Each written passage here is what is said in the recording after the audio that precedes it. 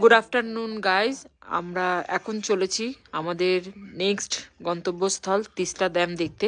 এই যাওয়ার পথে রাস্তা, এই দূর থেকে দেখা যাচ্ছে তিস্তা ড্যাম।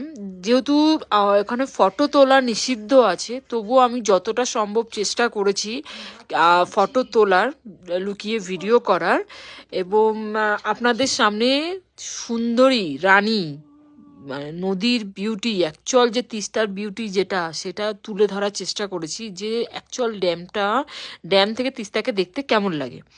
আমি যতটা সম্ভব আপনাদের সাথে শেয়ার করছি, বাকি দেখুন, আপনারা নিজেরা দেখুন। সত্যি ড্যাম দেখার মতন, এবং এখান থেকে তিস্তাকে বিউটিকে যতটা অনুভব করা যায়, মানে দূর থেকে তো দেখলে তো মনেই হয় তিস্তা কত সুন্দর, ড্যাম থেকে তিস্তা আরও সুন্দর।